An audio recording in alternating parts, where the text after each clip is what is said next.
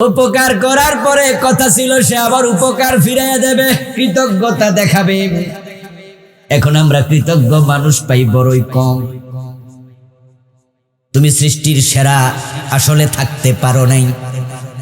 আল্লাহ তোমাকে বানাইছে অন্যের উপকার করার জন্য, অথচ তুমি ক্ষতি করছো। চান্স পাইলে ক্ষতি করে, সুযোগ পাইলে ক্ষতি করে। ডাক্তার হইয়া রোগীর ক্ষতি করে, টেস্ট লাগবে 3টা দিয়া বসে 10টা, ঠিক না? ইঞ্জিনিয়ার হইয়া জাতির ক্ষতি করে, ব্রিজ বানাবে রড দিয়া, বানায় এখন বাঁশ দিয়া। টিচার হইয়া ছাত্রের ক্ষতি করে, প্রাইভেট পড়ানোর নেশায় ক্লাসে ভালো করে পড়ায় না। ক্ষমতা পাইয়া ক্ষতি করে, বিরোধী দলরে দৈরা দৈরা বিনা দোষে জেলে ভরে। আমি ক্ষমতা পাইলাম আমনেরে বাঁশ দেই, আমনে পাইলা আমারে বাঁশ দেন, সবাই হাতে এখন শুধু কি বাঁশ আর বাঁশ। অথচ কথা তো তা ছিল না, কথা ছিল কুনতুম খায়রা উম্মাহ উখরিজাত লিন্নাস। তুমি সৃষ্টির সেরা, তোমার মানুষের কল্যাণের জন্য আমি আল্লাহ বানাইছি। তো মৌমাছি তো ফার্স্ট হয়ে গেল, এ তো 24 ঘন্টা শুধু আপনার উপকারের চিন্তায় আছে। আমরা তো হেরে গেলাম অনেকে। এই জন্য মৌমাছি নামক সূরা নাজিল করে আল্লাহ বুঝায়, ও মানুষেরা, তোমাদের জন্য মৌমাছির মাঝেও শিক্ষণীয় অবশ্যই। বিশ্বজোড়া পাঠশালা মোর, সবার আমি ছাত্র, নতুন করে কত কিছু শিখছি দিবারাত্র। ওয়াফি আনফুসিকুম আফালা তুবসিরুন ওয়াফিল আরদি আয়াতুল লিল মুকিনিন। তুমি কোথা থেকে শিখবে না, বরং তুমি সব জায়গা থেকে শিখো। তোমার মাঝে আল্লাহর নিদর্শন আছে, নিজের চোখে প্রশ্ন করো, এত সুন্দর চোখকে দিল। নিজের কানকে প্রশ্ন করো, শোনার মতো এমন চমৎকার যন্ত্রকে বানালো। নিজের মনকে প্রশ্ন করো, এত চমৎকার বিবেক কে দিল। তাহলে তুমি তোমার মাঝেও আল্লাহকে খুঁজে পাবে। আমি বিশ্বময় আমার নিদর্শন ছড়িয়ে ছিটিয়ে রেখেছি। মৌমাছি আল্লাহর একটা সেরা নিদর্শন। ওরা শুধু উপকার করে, আপনারা মানুষের উপকার করবেন। আপনি সৃষ্টির সেরা, মৌমাছি সৃষ্টির সেরা নয়।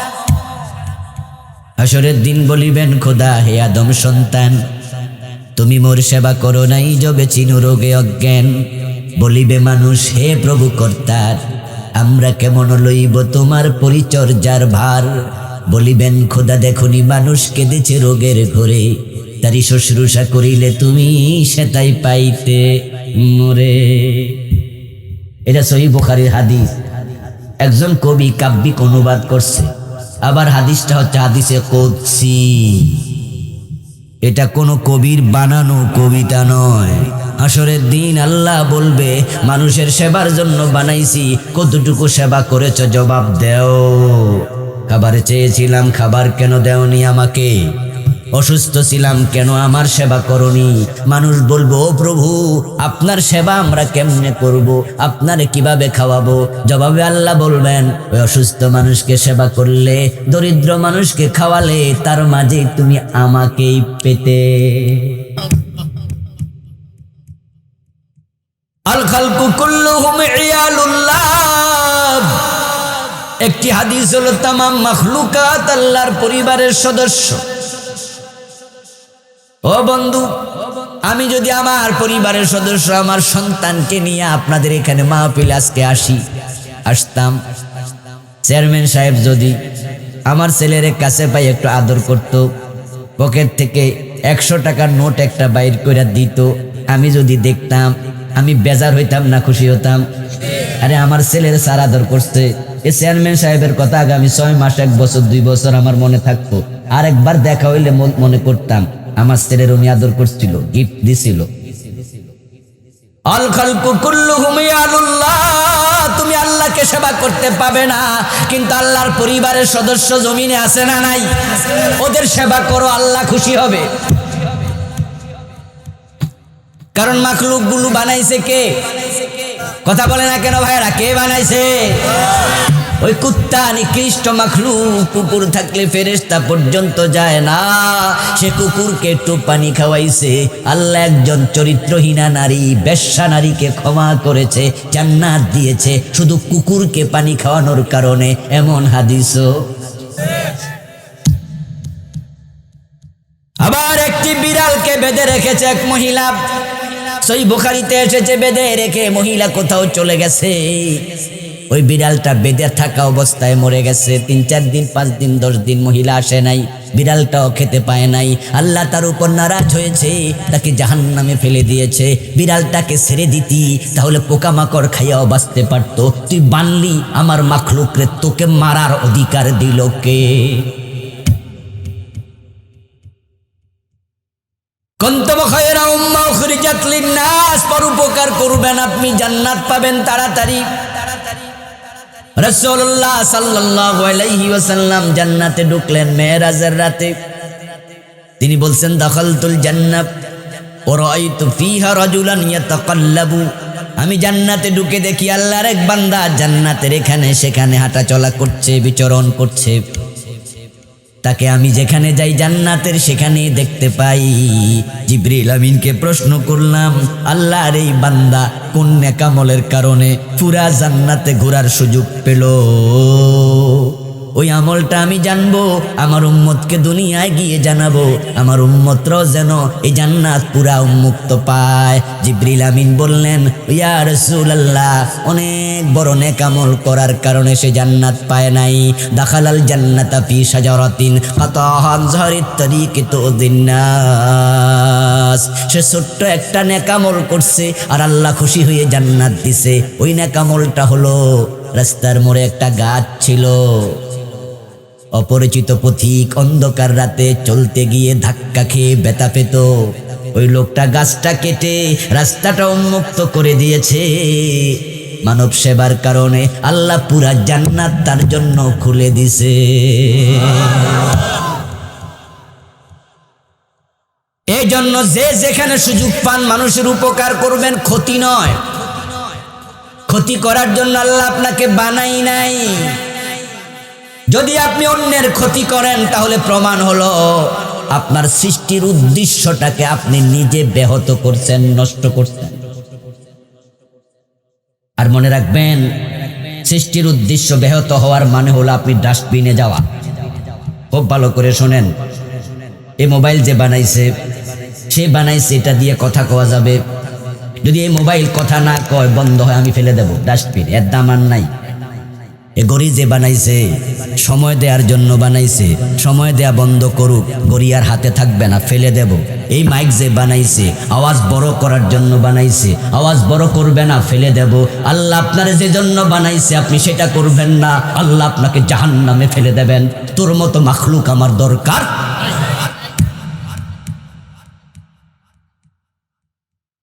এখন মৌমাছি নামক প্রাণীর মাঝে আমাদের জন্য কিছু শিক্ষণীয় আছে, কারণ এই প্রাণীটা বড়ই ভালো প্রাণী। ও বন্ধু, তার কিছু এমন গুণ আছে যে গুণগুলো যদি কোনো মানুষ অর্জন করত, আমরা মুসলমানরা অর্জন করতাম, তাহলে আমরা শ্রেষ্ঠত্বের জায়গায় চলে যেতাম। এবং জান্নাতি মানুষের জীবনের যে আদল, মৌমাছিকে অনুসরণ করলে জীবনে সে আদল তৈরি হয়ে যায়। এই মৌমাছি প্রাণী আল্লাহ যার সাথে ওহী নাজিল করে কথা বলেছেন, ওহী শব্দ যার ক্ষেত্রে আল্লাহ ব্যবহার করছে, আমরা জানি স্বাভাবিকত ওহী শব্দটা নবীদের সাথে সম্পৃক্ত। আওহা রাব্বুকা, তোমার রব ওহী করেছে। এভাবে আল্লাহ বলে, ওয়াহাইনা ইলাইকা ওহিয়া ইলাইকা ওয়া ইলাল্লাযীনা মিন ক্বাবলিকা। এভাবে আল্লাহ নবীদেরকে এগুলো বলেছে। ওহী শব্দটা নবীদের সাথে আল্লাহ ব্যবহার করেছে বেশি। নবী ছাড়াও ওহী শব্দ ব্যবহার হয়েছে এমন সামান্য 2-1টা জায়গা পাওয়া যায়, তার মাঝে একটা হলো মৌমাছি। আওহা রাব্বুকা ইলান নাহল আনিত্তাখিযি মিনাল জিবালি বুয়ুতা। ও নবী মুহাম্মদ, আপনার প্রভু মৌমাছির কাছে ওহী নাজিল করে বলেছে, ও মৌমাছি, তোমরা উঁচু উঁচু জায়গায় তোমাদের ঘর বানাও। কোথায় ঘর বানাতে হবে আল্লাহ মৌমাছিকে ওহীর মাধ্যমে জানাইছে। সুবহানাল্লাহ। আওহা রাব্বুকা ইলান নাহাল, মৌমাছির কাছে আল্লাহ ওহী পাঠাইছে। মৌমাছি ওহী প্রাপ্ত প্রাণী, দামি প্রাণী। এর কারণ তার মাঝে বৈশিষ্ট্য আছে চমৎকার চমৎকার কিছু।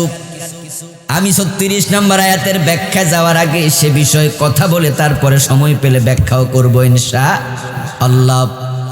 মৌমাছির গুণগুলো আপনারা শুনবো আর নিজেদের মাঝে একটু সংগ্রহের চেষ্টা করব, জমা করার চেষ্টা করব।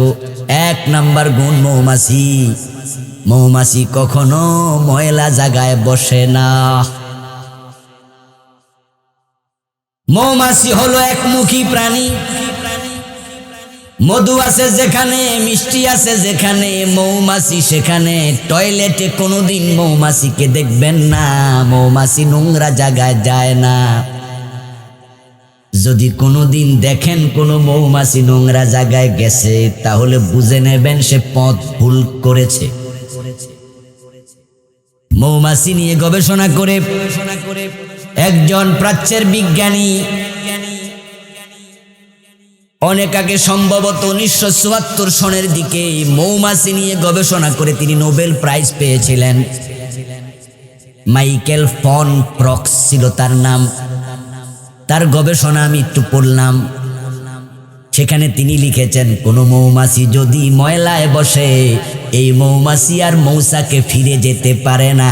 তাদের সতীর্থরা তাকে হত্যা করে। তারা বুঝাইয়া দেয়, সিস্টেমের বাহিরে গেছ, তোর জায়গা আমাদের সমাজে আর নেই। এই জন্য মৌমাছিরা ময়লায় যায় না, তারা শুধু ভালো জায়গায় বসে। এখন মৌ শব্দ বাদ দিলে বাকি শব্দটা কি? জোরে কইতে হবে কি? মাছি নামে আর একটা প্রাণী আছে না নাই? এটা কিন্তু দ্বিমুখী। এটা মিষ্টির দোকানেও যায়, আবার টয়লেটেও যায়। এজন্য এরে কেউ আদর করে না, পাইলে শুধু থাপড়ায়। মৌমাছি একমুখী, তাই সে নন্দিত। লালন পালন করে, মানুষ তারে ভালোবাসে।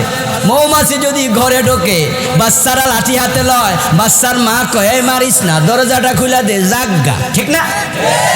বাড়ির পাশে জানালার সানসেটে যদি বাসা বানায়, বাড়িওয়ালা লাঠি লইয়া দৌড়াইয়া দেয় নাকি? বাড়িওয়ালা কে ধরেস না, থাকুক থাকুক। কারণ বাড়িওয়ালা বোঝে মাস গেলে শুধু লাভ আর লাভ, ঠিক না? আপনার বাড়ির মগডালে যদি 4-5টা বাসা মৌমাছি বাঁধে, আপনি কি দৌড়াই দেবেন? বরং আপনি তো ওরার আরো ওয়েলকাম জানাবেন। মৌমাছি হলো নন্দিত, সবাই ভালোবাসে, আদর করে, কেউ মারে না। কারণ তার ভিতরে আছে একমুখিতা, সে কল্যাণকামী, ভালো জায়গায় যায়। আর মাছি হলো দ্বিচারী, সে মুনাফেক প্রাণী। মসজিদেও আছে, সিনেমা হলেও আছে, এমন কিছু মুসল্লি মাহফিলেও। ওরা হলো দ্বিমুখী, ওরা হলো নিন্দিত। তারা মাছি, তারা মৌমাছি। ও মানুষ, তোমাদেরকে আল্লাহ তাআলা ময়লা বসার জন্য পাঠায় নাই, খারাপ কাজ করার জন্য পাঠায় নাই। তোমাদেরকে পাঠাইছে তোমরা ভালো কাজ করবা, ভালো কাজের আদেশ করবা, খারাপ কাজ করবা না। খারাপ কাজ দেখলে বাধা দিবা, ঠিক কি না? তা'মুরুনা বিল মা'রুফ ওয়া তানহাউনা আনিল মুনকার ওয়া তু'মিনুনা বিল্লাহ। এই মৌমাছির চরিত্র যদি আমাদের মাঝে এসে যেত, যারা জেনা করে, যারা মদ খায়, যারা খারাপ কাজ করে, আমরা তাদেরকে চিহ্নিত করব, সমাজ থেকে বহিষ্কার করে দেব, তাদের সাথে আমরা চলবো না। এমনটা যদি শুরু হয়ে যায়, সমাজে মদ, গাঁজা, হেরোইন থাকবে না।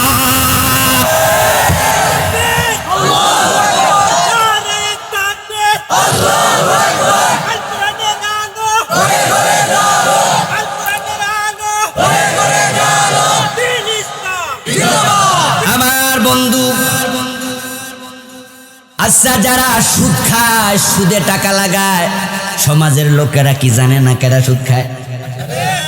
এটা কি গোপন থাকে? এবার বলুন তো, সুদ খাওয়া জায়েজ না হারাম? ছোট হারাম না বড় হারাম?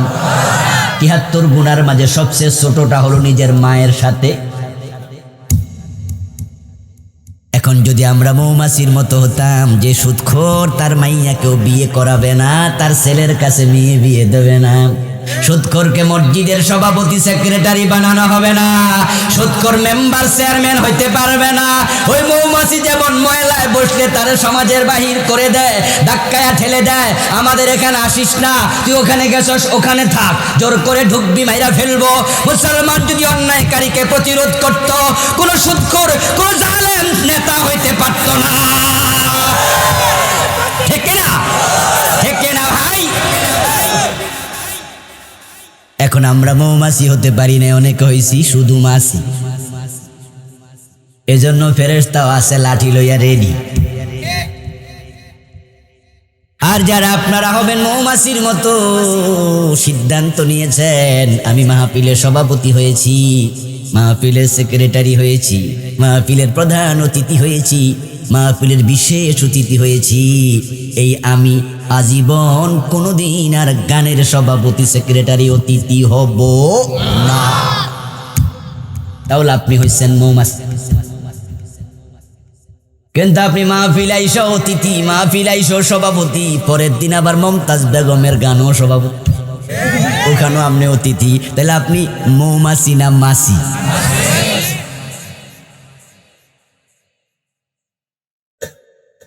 আমার বন্ধু, এটা কিন্তু সমস্যা। এই জন্য আল্লাহ নহল নামে সূরা দিছে, এটা আমাদের শিক্ষণীয় আছে, ঠিক না? গবেষণা করেছে একজন প্রাচ্যের বিজ্ঞানী অমুসলিম, তার গবেষণা থেকে আপনারা শুনবেন কিছু কথা। ও প্রিয় ভাই, আপনি দ্বিমুখী হবেন না।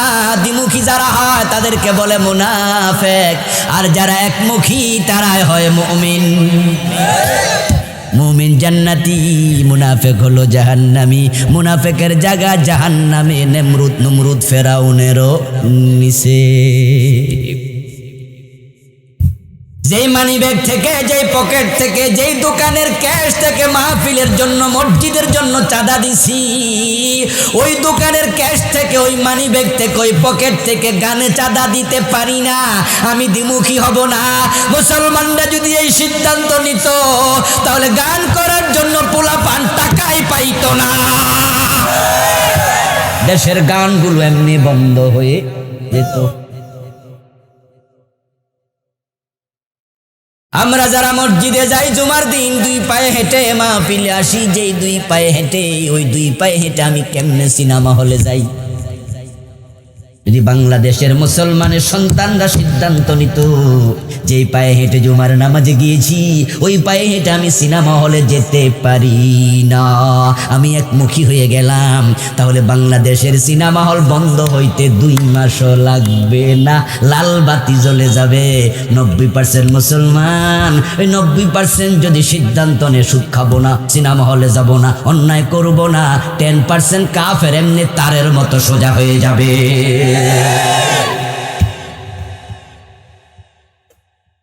মৌমাছির মাঝে চমৎকার গুণ, তারা খারাপ জায়গায় যায় না, যায় না, যায় না। তা আপনি কেন খারাপ জায়গায় যাবেন? আপনাকে তো আল্লাহ সৃষ্টির সেরা বানাইছে। তা আমরা সিদ্ধান্ত নিয়ে বাড়ি যেতে চাই যে আমিও ভালো হয়ে যাব। ভালো হইতে কি পয়সা লাগে? যারা সপ্তাহে একবার দাড়ি কামায়, 3 দিন 5 দিন পর একবার দাড়ি কামায়, এবার বলুন তো শেভ করতে কত লাগে? 50। আরো ভালো সেলুন হলে আরো বেশি লাগে। এবার বলুন তো দাড়ি রাখতে কত লাগে? তো বালা হইতে পয়সা লাগে না, বালা হন না কেন? আরে বালা হওয়া তো সোজা, ঠিক কিনা? আমার বন্ধু, আপনি সুদ খাবেন না, আপনি সিদ্ধান্ত নেন। কেউ কি আপনারে লাডি লইয়া আইয়া কইবনি খান না মেরালাম, তা আপনি খান কেন? ভালো হওয়া তো সহজ, খারাপ হওয়া একটু জটিল। যারা মদ খাবেন, আমরা সিদ্ধান্ত নিলাম আজ থেকে আর মদ খাবো না। কয় টাকা লাগছে? আর কেউ যদি মদ খামু, টাকা লাগবে না? শুধু টাকা নিয়ে পুলিশ পাইলে মাইরও দিবে। তো মাইরও খায়, টাকাও যায়, এরপরও মদ খায়। উল্টাটা চলছে। যারা উল্টা চলো, মাসির দিকে তাকাও, সে কতটা নিন্দিত, কতটা নিন্দিত। খাবার টেবিলে থাপ্পড় দিয়া মারে, টয়লেটে মাসি পাইলে জুতা দিয়া মারে, আবার শোয়ার জায়গা মাসি পাইলে বিছনা ঝাড়ু দিয়া মারে। তার কপালে শুধু মায়ের। যদি মাসিগুলো শুধু ভালো জায়গায় বসতো, খারাপ জায়গায় না বসতো, তাহলে মানুষ বলতো মাসি বইলে অসুবিধা নাই, তার মাঝে জীবাণু নাই, খারাপ জায়গা যায় না, মারবি কেন? কিন্তু মাসির দোষ হইল সে টয়লেটও যায়, মিষ্টি দোকানেও যায়, তাই তার কপালে শুধু মাইর আর মাইর। এই সূরার নাম হলো মৌমাছি নামক সূরা। মৌমাছি শুনলে আমাদের একটা মজা মজা লাগে, কারণ মৌমাছি শুনলে মধুর কথা মনে পড়ে, ঠিক না? মৌমাছি খুবই খাঁটি জিনিস, খুব খাঁটি মাল, খাঁটি মাখলুক, খাঁটি সম্পদ। মৌমাছি তার মৌচাকে কোনো 2 নাম্বার মধু জমা করে না, কিন্তু আমরা আল্লাহর শ্রেষ্ঠ মাখলুক, ওই মৌচাক থেকে মধু আমাদের বাড়িতে আসলে আর 1 নাম্বার থাকে না, ঠিক না? এখন আমরা নিজেদেরকে শ্রেষ্ঠ দাবি করি কোন যুক্তিতে? মৌমাছি 2 নাম্বারই করে না, কিন্তু আমরা চান্স পাইলে 2 নাম্বারই ছাড়ি না।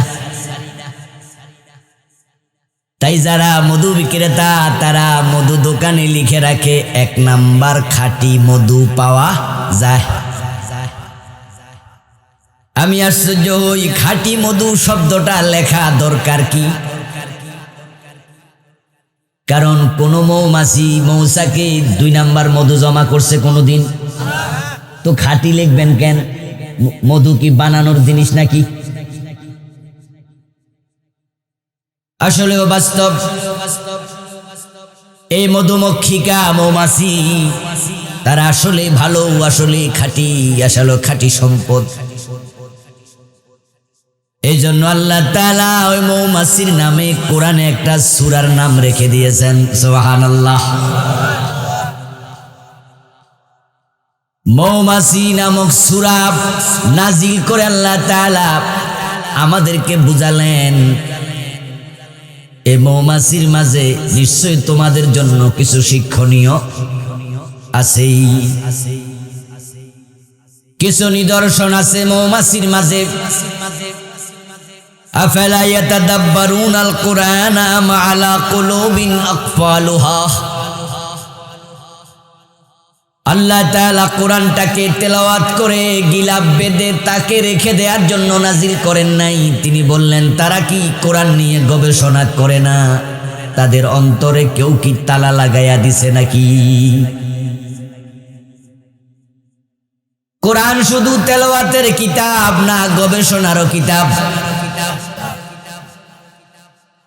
ও বন্ধু, কোরআনের প্রতিটা আয়াত নিয়ে পিএইচডি গবেষণা করার মতো তথ্য উপাত্ত প্রতিটা আয়াতে আছে না নাই? কোরআনের এক একটা আয়াত এতটাই বিস্তৃত, আমার বন্ধু এর ব্যাখ্যা কোনোদিন করে শেষ করা যাবে না। এজন্য পৃথিবীর কোনো মুফাসসির আজ পর্যন্ত এমন দাবি করে নাই যে আমার তাফসীর শেষ তাফসীর,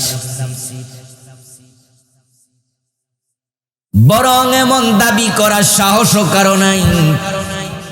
এ কোরআন মাজিদের সবচেয়ে বড় মুফাসসির যিনি, যাকে রাইসুল মুফাসসিরিন বলা হয়, রাসূলুল্লাহর চাচাতো ভাই আব্দুল্লাহ ইবনে আব্বাস রাদিয়াল্লাহু তাআলা আনহুমা, তিনি বলেছেন, আল কোরআন ইউফাসসিরুহুজ জামান।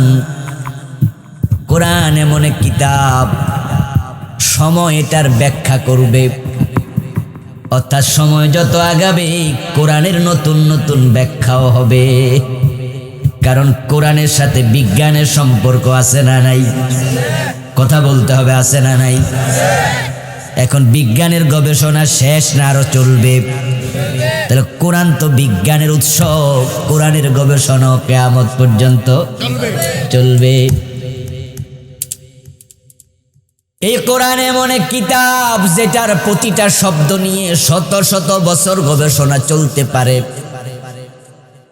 এজন্য আল্লাহ তাআলা বলছেন, লাউ কানাল বাহরু মিদাদান লিকালিমাতি রাব্বি লানাফিদাল বাহর ক্বাবলা আন তানফাদা কালিমাতু রাব্বি ওয়ালাউ জিনা বিমিসলিহি মাদাদা।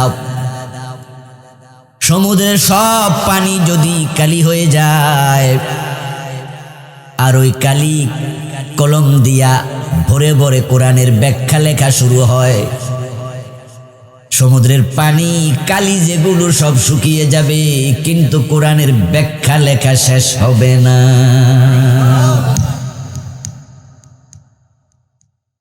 অন্য আয়াতে আল্লাহ বলছেন, ওয়ান্নামা ফিল আরদি মিন শাজারাতিন আকলাম ওয়াল বাহরু ইয়ামুদ্দুহু মিন বাদিহি সাবআতু আবহুর মা নাফিদাত কালিমাতুল্লাহ।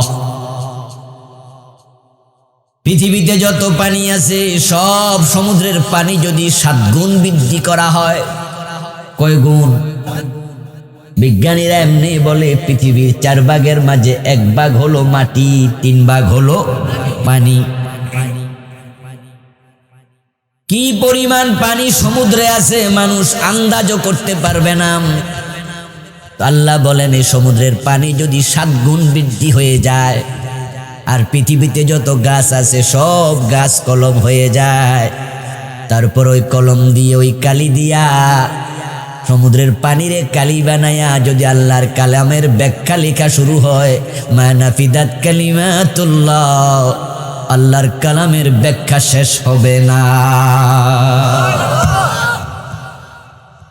কোরআন গবেষণার কিতাব। এক সময় কোরআন গবেষণা করে তো মুসলিম বিজ্ঞানীরা চিকিৎসা বিজ্ঞান আবিষ্কার করেছে, মুসলিম বিজ্ঞানীরা জিওমেট্রিক ছাত্র আবিষ্কার করেছে, মুসলিম বিজ্ঞানীরা রসায়ন আবিষ্কার করেছে, মুসলিম বিজ্ঞানীরা অ্যালজেব্রা আবিষ্কার করেছে। এই বিজ্ঞানের উৎকর্ষতা মুসলমানদের হাত ধরে পৃথিবীর মানুষ দেখেছে। কিন্তু এখন মুসলমানরা ওই কোরআন গবেষণা করে না, তারা কেউ নারী নিয়া, কেউ ক্ষমতা নিয়া, কেউ বাড়ি নিয়া ব্যস্ত। আর ক্ষমতা, নারী, বাড়ি তাদের ব্যস্ততার কারণে এখন গবেষণা সবটা অমুসলিমরা দখল করেছে। যতদিন মুসলমানদের হাতে গবেষণা ছিল ততদিন পৃথিবীতে মুসলমানদের বাহাদুরি ছিল, অর্ধ দুনিয়া মুসলমানের হাতের মুঠোয় ছিল। এখন মুসলমান কোরআনের গবেষণা বাদ দিয়েছে, কোরআনের আমল বাদ দিয়েছে, পৃথিবীর নেতৃত্ব কর্তৃত্ব তাদের হাত থেকে ছুটে গেছে। আল্লামা ইকবাল রাহিমাহুল্লাহ এটাই বলেছেন, ও জামানে মে মুআজ্জাজ থে হামিলে কুরআ হোকর और तुम खर हुए तारिके कुरआ बनकर। আল্লামা ইকবাল রাহিমাহুল্লাহ বলেন, ওই জামানার মুসলমান মুআজ্জাজ ছিল, সম্মানী ছিল, স্মরণীয় ছিল, বরণীয় ছিল, নেতৃত্বে ছিল, কর্তৃত্বে ছিল, কারণ তারা আল্লাহর কোরআনের প্রকৃত হামেল ছিল, বাহক ছিল। আর আজকের পৃথিবীতে মুসলমান তোমরা সবাই খার হয়ে জ্বলে পুড়ে গেছো, ছারখার হয়ে গেছো, কারণ তোমরা মুসলমানরা সে কোরআন ছেড়ে দিয়েছ। সৌদি আরব, কুয়েত, কাতার, দুবাই, তাদের হাতে কোটি কোটি ডলার সম্পদ, স্বর্ণ রৌপ্যের খনি আছে না নাই? কাতার যে বিশ্বকাপ ফুটবলের আয়োজন করে স্টেডিয়াম বানাইছে, বড় বড় বিল্ডিং বানাইছে, বিলিয়ন বিলিয়ন মার্কিন ডলার খরচ করেছে। এগুলোর অর্ধেক যদি কোরআনের গবেষণার জন্য খরচ করত, তাহলে মুসলমানরা অনেক দূর নেতৃত্বে আগায়া যেত।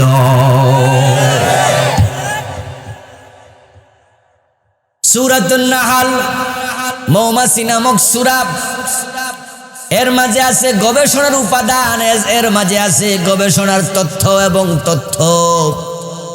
কোরআন যেহেতু গবেষণার কিতাব, তাই আমরা আজকে বিষয়ে সামান্য কিছু গবেষণা করতে চাই। আমি শুরুতেই বলেছি মৌমাছি বড় খাঁটি জিনিস, মৌমাছি বড় উপকারী প্রাণী। মৌমাছি সারাদিন পরিশ্রম করে আপনার জন্য, আমার জন্য।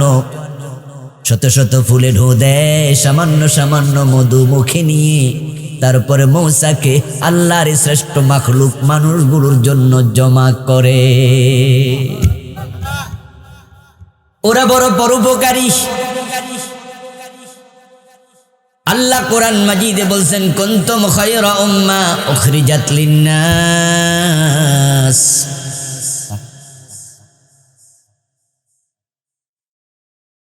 হাত পাক আসবে, কিছু একটা আসবে। এই মাহফিল কমিটি কোথায়? তো মাহফিল আমি ওয়াজ বন্ধ করে এগুলা কল আগলার কানে কানে কইছি। কুনতুম খায়রা উম্মাহ উখরিজাত লিন্নাস। আল্লাহ তাআলা বললেন, ও মানুষ, তোমরা হলো সৃষ্টির মাঝে সেরা, তোমাদেরকে অন্য মানুষের উপকারের জন্য বানাইছি। এখন মানুষ মানুষের উপকার বেশি করে না, মৌমাছি বেশি করে। তাকায় দেখেন, মৌমাছি 24 ঘন্টা উপকার করে, আর আমরা উপকার করি, তবে যার উপকার করি সে চান্স পাইলে উল্টা ক্ষতি করে।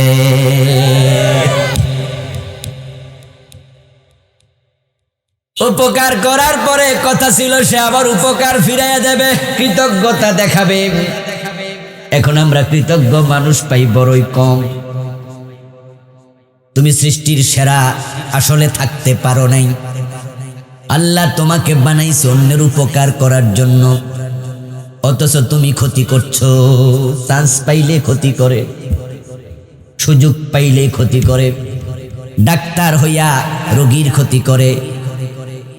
টেস্ট লাগবে 3টা, দিয়া বসে 10টা, ঠিক না? ইঞ্জিনিয়ার হইয়া জাতির ক্ষতি করে। ব্রিজ বানাবে রড দিয়া, বানায় এখন বাঁশ দিয়া। টিচার হইয়া ছাত্রের ক্ষতি করে। প্রাইভেট পড়ানোর নেশায় ক্লাসে ভালো করে পড়ায় না। ক্ষমতা পাইয়া ক্ষতি করে। বিরোধী দলরে দইরা দইরা বিনা দোষে জেলে ভরে। আমি ক্ষমতা পাইলে আমনেরে বাঁশ দেই, আমনে পাইলে আমারে বাঁশ দেন। সবাই হাতে এখন শুধু কি বাঁশ আর বাঁশ। অথচ কথা তো তার ছিল না। কথা ছিল, কুনতুম খায়রা উম্মাহ উখরিজাত লিন্নাস। তুমি সৃষ্টির সেরা, তোমারে মানুষের কল্যাণের জন্য আমি আল্লাহ বানাইছি। তো মৌমাছি তো ফাস্ট হয়ে গেল, এ তো 24 ঘন্টা শুধু আপনার উপকারের চিন্তায় আছে। আমরা তো হেরে গেলাম অনেকে। এই জন্য মৌমাছি নামক সূরা নাজিল করে আল্লাহ বুঝায়, ও মানুষেরা, তোমাদের জন্য মৌমাছির মাঝেও শিক্ষণীয় অবশ্যই। বিশ্বজোড়া পাঠশালা মোর, সবার আমি ছাত্র, নতুন করে কত কিছু শিখছি দিবারাত্র। ওয়াফি আনফুসিকুম আফালা তুবসিরুন ওয়াফিল আরদি আয়াতুল লিল মুকিনিন। তুমি কোথা থেকে শিখবে না, বরং তুমি সব জায়গা থেকে শিখো। তোমার মাঝে আল্লাহর নিদর্শন আছে, নিজের চোখে প্রশ্ন করো, এত সুন্দর চোখকে দিল। নিজের কানকে প্রশ্ন করো, শোনার মতো এমন চমৎকার যন্ত্রকে বানালো। নিজের মনকে প্রশ্ন করো, এত চমৎকার বিবেক কে দিল। তাহলে তুমি তোমার মাঝেও আল্লাহকে খুঁজে পাবে। আমি বিশ্বময় আমার নিদর্শন ছড়িয়ে ছিটিয়ে রেখেছি। মৌমাছি আল্লাহর একটা সেরা নিদর্শন। ওরা শুধু উপকার করে, আপনারা মানুষের উপকার করবেন। আপনি সৃষ্টির সেরা, মৌমাছি সৃষ্টির সেরা নয়। হাসরের দিন বলিবেন, খোদা হে আদম সন্তান, তুমি মোর সেবা করো নাই যবে চিনু রোগে অজ্ঞান। বলিবে মানুষ, হে প্রভু কর্তার, আমরা কেমন লইব তোমার পরিচর্যার ভার। বলিবেন, খোদা দেখুনি মানুষ কেঁদেছে রোগের ঘরে, তারি শুশ্রূষা করিলে তুমি সেটাই পাইতে মোরে। এটা সহিহ বুখারীর হাদিস। একজন কবি কাব্যিক অনুবাদ করছে, আবার হাদিসটা হচ্ছে হাদিসে কুদসি। এটা কোনো কবির বানানো কবিতা নয়। হাসরের দিন আল্লাহ বলবে, মানুষের সেবার জন্য বানাইছি, কতটুকু সেবা করেছ জবাব দেও। খাবার চেয়েছিলাম, খাবার কেন দেওনি আমাকে? অসুস্থ ছিলাম, কেন আমার সেবা করনি? মানুষ বলবো, ও প্রভু, আপনার সেবা আমরা কেমনে করব, আপনারে কিভাবে খাওয়াবো? জবাবে আল্লাহ বলবেন, ওই অসুস্থ মানুষকে সেবা করলে, দরিদ্র মানুষকে খাওয়ালে, তার মাঝে তুমি আমাকেই পেতে। আল খালকু কুল্লুহুম ইয়ালুল্লাহ। একটি হাদিস হলো, তামাম মাখলুকাত আল্লাহর পরিবারের সদস্য। ও বন্ধু, আমি যদি আমার পরিবারের সদস্য, আমার সন্তানকে নিয়ে আপনাদের এখানে মাহফিল আজকে আসতাম, চেয়ারম্যান সাহেব যদি আমার ছেলের কাছে পাই একটু আদর করত, পকেট থেকে 100 টাকার নোট একটা বাইর করে দিত, আমি যদি দেখতাম, আমি বেজার হইতাম না খুশি হতাম? আরে আমার ছেলের স্যার আদর করছে, এই চেয়ারম্যান সাহেবের কথা আগামী 6 মাস, 1 বছর, 2 বছর আমার মনে থাকতো। আর একবার দেখা হইলে মনে করতাম আমার ছেলের উনি আদর করছিল, গিফট দিছিল। আল খালকু কুল্লুহুম ইয়ালুল্লাহ। তুমি আল্লাহকে সেবা করতে পাবে না, কিন্তু আল্লাহর পরিবারের সদস্য জমিনে আছে না নাই? ওদের সেবা করো, আল্লাহ খুশি হবে। কারণ মাখলুকগুলো বানাইছে কে? কথা বলে না কেন ভাইরা? কে বানাইছে? ওই কুত্তা নিকৃষ্ট মাখলুক, কুকুর থাকলে ফেরেশতা পর্যন্ত যায় না, সে কুকুরকে একটু পানি খাওয়াইছে। আল্লাহ একজন চরিত্রহীনা নারী, বেশ্যা নারীকে ক্ষমা করেছে, জান্নাত দিয়েছে শুধু কুকুরকে পানি খাওয়ানোর কারণে। এমন হাদিসও। আবার একটি বিড়ালকে বেঁধে রেখেছে এক মহিলা, সহিহ বুখারীতে এসেছে, বেঁধে রেখে মহিলা কোথাও চলে গেছে। ওই বিড়ালটা বেঁধে থাকা অবস্থায় মরে গেছে। 3-4 দিন, 5 দিন, 10 দিন মহিলা আসে নাই, বিড়ালটাও খেতে পায় নাই। আল্লাহ তার উপর নারাজ হয়েছে, তাকে জাহান্নামে ফেলে দিয়েছে।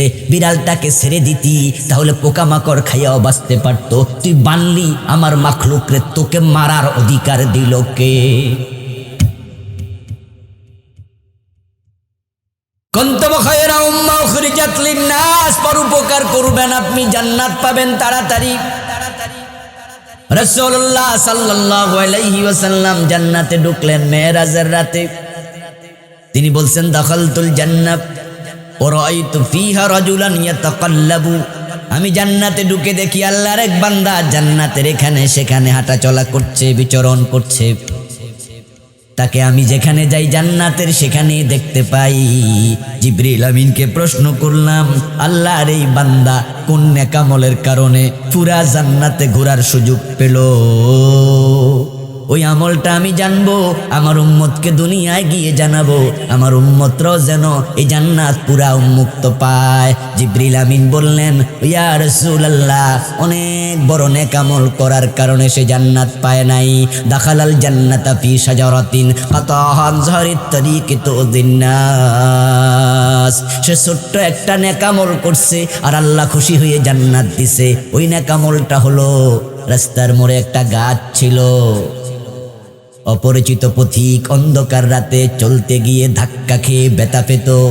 ওই লোকটা গাছটা কেটে রাস্তাটা উন্মুক্ত করে দিয়েছে। মানব সেবার কারণে আল্লাহ পুরা জান্নাত তার জন্য খুলে দিছে। এই জন্য যে যেখানে সুযোগ পান মানুষের উপকার করবেন, ক্ষতি নয়। ক্ষতি করার জন্য আল্লাহ আপনাকে বানাই নাই। যদি আপনি অন্যের ক্ষতি করেন, তাহলে প্রমাণ হলো আপনার সৃষ্টির উদ্দেশ্যটাকে আপনি নিজে ব্যাহত করছেন, নষ্ট করছেন। আর মনে রাখবেন, সৃষ্টির উদ্দেশ্য ব্যাহত হওয়ার মানে হলো আপনি ডাস্টবিনে যাওয়া। খুব ভালো করে শোনেন, এই মোবাইল যে বানাইছে, সে বানাইছে এটা দিয়ে কথা কওয়া যাবে। যদি এই মোবাইল কথা না কয়, বন্ধ হয়, আমি ফেলে দেব ডাস্টবিন, এর দাম আর নাই। এ গড়ি যে বানাইছে সময় দেওয়ার জন্য বানাইছে, সময় দেয়া বন্ধ করুক, গড়ি আর হাতে থাকবে না, ফেলে দেব। এই মাইক যে বানাইছে আওয়াজ বড় করার জন্য বানাইছে, আওয়াজ বড় করবে না, ফেলে দেব। আল্লাহ আপনার যে জন্য বানাইছে আপনি সেটা করবেন না, আল্লাহ আপনাকে জাহান্নামে ফেলে দেবেন। তোর মতো মাখলুক আমার দরকার।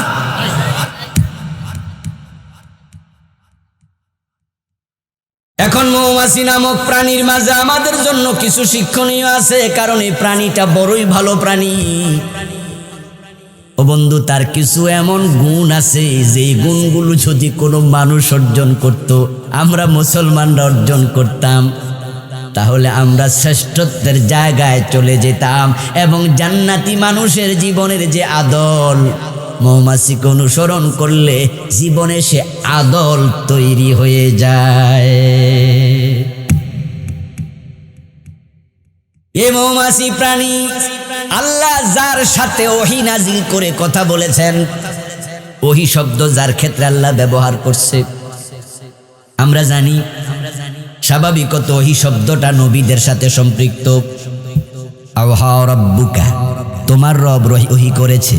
এভাবে আল্লাহ বলে ওয়াহাইনা ইলাইকা, ওহিয়া ইলাইকা ওয়া ইলাল্লাযীনা মিন ক্বাবলিকা। এভাবে আল্লাহ নবীদেরকে এগুলো বলেছে। ওহী শব্দটা নবীদের সাথে আল্লাহ ব্যবহার করেছে বেশি। নবী ছাড়াও ওহী শব্দ ব্যবহার হয়েছে এমন সামান্য দুই একটা জায়গা পাওয়া যায়, তার মাঝে একটা হলো মৌমাছি। আওহা রাব্বুকা ইলান নাহল আনিত্তাখিযি মিনাল জিবালি বুয়ুতা। ও নবী মুহাম্মদ, আপনার প্রভু মৌমাছির কাছে ওহী নাজিল করে বলেছে, ও মৌমাছি, তোমরা উঁচু উঁচু জায়গায় তোমাদের ঘর বানাও। কোথায় ঘর বানাতে হবে আল্লাহ মৌমাছিকে ওহীর মাধ্যমে জানাইছে। সুবহানাল্লাহ। আওহা রাব্বুকা ইলান নাহল, মৌমাছির কাছে আল্লাহ ওহী পাঠাইছে। মৌমাছি ওহী প্রাপ্ত প্রাণী, দামি প্রাণী। এর কারণ তার মাঝে বৈশিষ্ট্য আছে চমৎকার চমৎকার কিছু। আমি ৩৬ নম্বর আয়াতের ব্যাখ্যা যাওয়ার আগে সে বিষয়ে কথা বলে তারপরে সময় পেলে ব্যাখ্যাও করব ইনশাআল্লাহ। মৌমাছির গুণগুলো আপনারা শুনবো আর নিজেদের মাঝে একটু সংগ্রহের চেষ্টা করব, জমা করার চেষ্টা করব। ১ নাম্বার গুণ মৌমাছি, মৌমাছি কখনো ময়লা জায়গায় বসে না। মৌমাছি হলো একমুখী প্রাণী।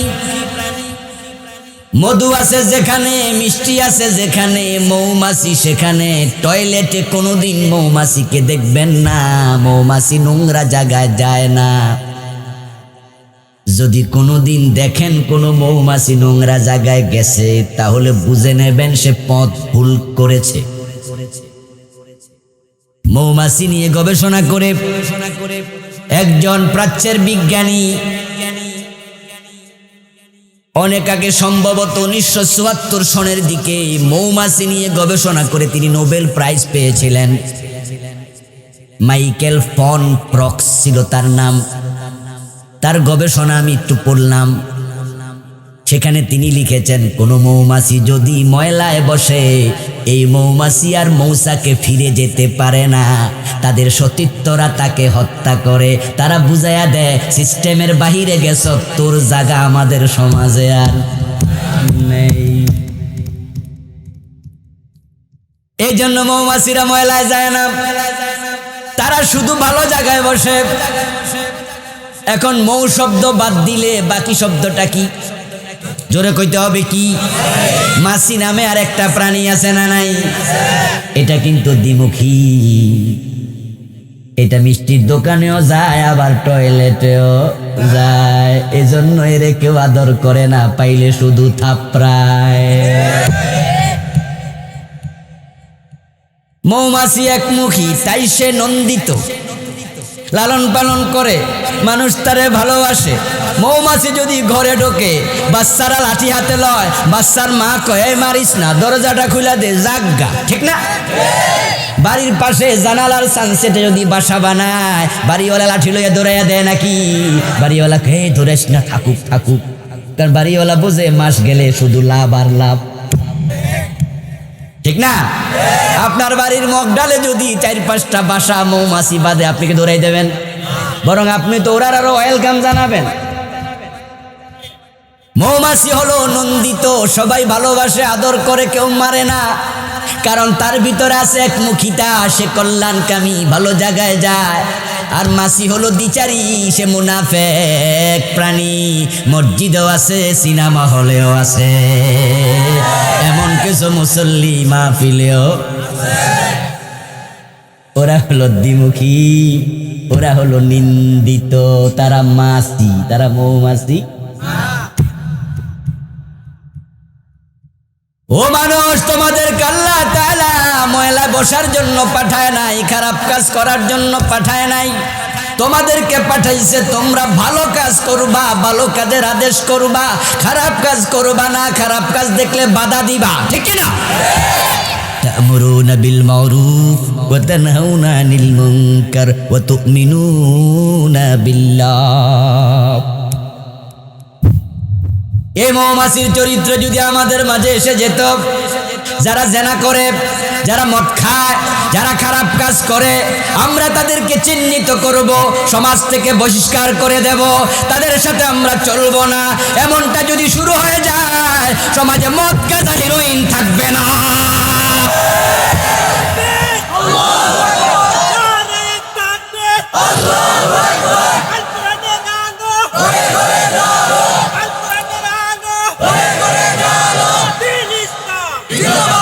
আমার বন্ধু, আচ্ছা যারা সুদ খায়, সুদে টাকা লাগায়, সমাজের লোকেরা কি জানে না কেরা সুদ খায়? এটা কি গোপন থাকে? এবার বলুন তো, সুদ খাওয়া জায়েজ না হারাম? ছোট হারাম না বড় হারাম? ৭৩ গুনার মাঝে সবচেয়ে ছোটটা হলো নিজের মায়ের সাথে। এখন যদি আমরা মৌমাছির মতো হতাম, যে সুদখোর তার মাইয়াকেও বিয়ে করাবে না, তার ছেলের কাছে মেয়ে বিয়ে দেবে না, সুদখোরকে মসজিদের সভাপতি সেক্রেটারি বানানো হবে না, সুদখোর মেম্বার চেয়ারম্যান হইতে পারবে না। ওই মৌমাছি যেমন ময়লায় বসলে তার সমাজের বাহির করে দেয়, ধাক্কায়া ঠেলে দেয়, আমাদের এখানে আসিস না, তুই ওখানে গেছস, ওখানে থাক, জোর করে ঢুকবি, মাইরা ফেলবো। মুসলমান যদি অন্যায়কারীকে প্রতিরোধ করত, কোন সুদখোর, কোন জালেম নেতা হইতে পারত না, ঠিক না? ঠিক না ভাই? এখন আমরা মৌমাছি হতে পারি না, অনেকে হইছি শুধু মাছি। এজন্য ফেরেশতাও আছে লাঠি লইয়া রেডি। আর যারা আপনারা হবেন মৌমাছির মতো, সিদ্ধান্ত নিয়েছেন, আমি মাহফিলের সভাপতি হয়েছি, মাহফিলের সেক্রেটারি হয়েছি, মাহফিলের প্রধান অতিথি হয়েছি, মাহফিলের বিশেষ অতিথি হয়েছি, এই আমি আজীবন কোনোদিন আর গানের সভাপতি সেক্রেটারি অতিথি হব না। তাহলে আপনি হয়েছেন মৌমাছি। কিন্তু আপনি মাহফিল আইসা অতিথি, মাহফিল আইসা সভাপতি, পরের দিন আবার মমতাজ বেগমের গানও সভাপতি, ওখানেও আপনি অতিথি, তাহলে আপনি মৌমাছি না মাছি?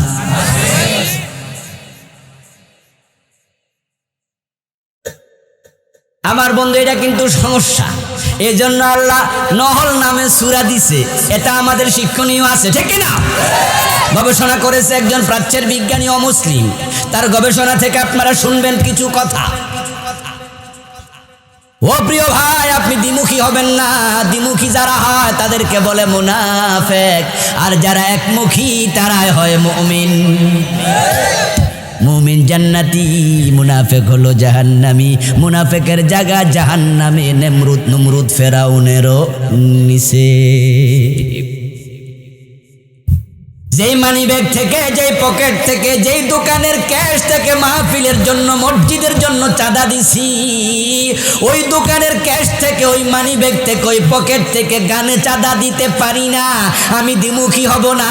মুসলমানরা যদি এই সিদ্ধান্ত নিত, তাহলে গান করার জন্য পোলাপান টাকাই পাইত না। দেশের গানগুলো এমনি বন্ধ হয়ে যেত। আমরা যারা মসজিদে যাই জুমার দিন, 2 পায়ে হেঁটে মাহফিলে আসি, যেই 2 পায়ে হেঁটে, ওই 2 পায়ে হেঁটে আমি কেমনে সিনেমা হলে যাই? যদি বাংলাদেশের মুসলমানের সন্তানরা সিদ্ধান্ত নিত যেই পায়ে হেঁটে জুমার নামাজে গিয়েছি ওই পায়ে হেঁটে আমি সিনেমা হলে যেতে পারি না, আমি একমুখী হয়ে গেলাম, তাহলে বাংলাদেশের সিনেমা হল বন্ধ হইতে 2 মাসও লাগবে না, লাল বাতি জ্বলে যাবে। 90% মুসলমান, ওই 90% যদি সিদ্ধান্ত নেয় সুদ খাবো না, সিনেমা হলে যাব না, অন্যায় করব না, 10% কাফের এমনি তারের মতো সোজা হয়ে যাবে।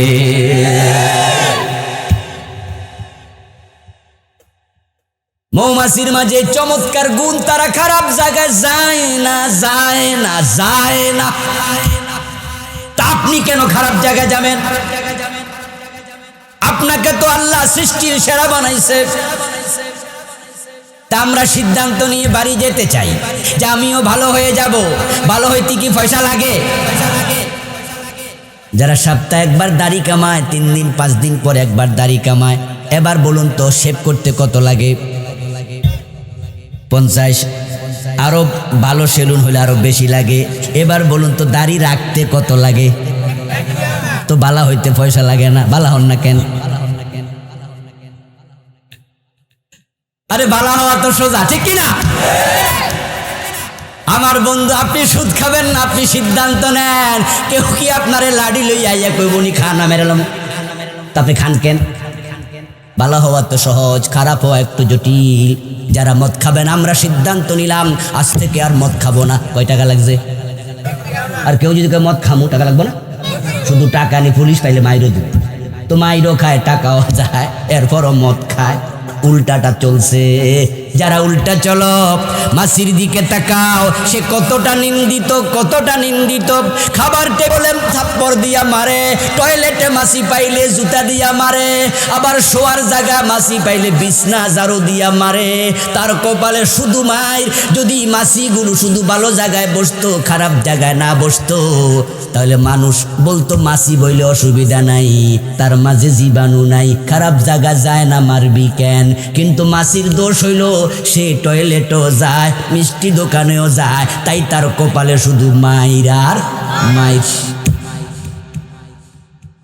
তো আপনারা যারা মাসি হয়ে গেছেন ইতিমধ্যে, আজকের মাহফিলে মাসি মৌমাছি সবই আছে, ঠিক না? 2 ফাটিয়ে কিন্তু আছে। তো যারা মৌমাছি তাদেরকে আমরা সাধুবাদ জানাই। আপনি আল্লাহর কাছে বড় নন্দিত পারছেন, বড় সম্মানী, বড় সম্মানী। এই জন্য আপনার দুনিয়া থেকে বিদায়টা যখন হবে, আল্লাহর ফেরেশতারা আপনাকে সালাম দিতে দিতে ইস্তেকবাল জানায় আল্লাহর কাছে নেবে। আপনি তো নন্দিত পারছেন। الذين تتوفاهم الملائكة طيبين يقولون سلام عليكم ادخلوا الجنة বিমা কুনতুম তা'মালুন। আল্লাহ তাআলা কোরআনে বলেন, যারাই ভালো মানুষ, পবিত্র মানুষ, তাইয়্যিবিন, পবিত্র, ফেরেশতারা মৃত্যু দিতে আসবে, দলে দলে দাঁড়ায়া সালাম দিতে থাকবে আর বলবে, আসো আসো, তুমি জান্নাতে চলে আসো। আর যারা মাসি, তাদের কি হবে? এটাও কোরআনে আছে, ওয়ালাউ তারা ইয ইয়াতাওয়াফাল্লাযীনা কাফারুল মালাইকাতু। ও নবী, ফেরেশতা যখন মাসি টাইপের মানুষ, যারা এখানেও গেছে ওখানেও গেছে, যা লাকুল্লাযীনা আমানু ক্বালু আমান্না ওয়া ইযা খালাউ ইলা শায়াতিনিহিম ক্বালু ইন্না মাকুম। মুসলমানের অনুষ্ঠানে যখন যায়, তখন একবারে খুব ইসলাম দরদি সাজে। আরে আবুল কালাম আজাদ হুজুর রানছো, মনোয়ার সাহেব কই? কথার এক মনোয়ার রানতে তো খরচ বেশি, আমি আছি 2 লাখ দিলাম। বড় হুজুর আনবা, পাবলিক কই মারহাবা। পরের দিন আবার মমতাজ বেগমের অনুষ্ঠানে যায়া কই, রুনা লায়লা কই? এখানেও 3 লাখ দিলাম।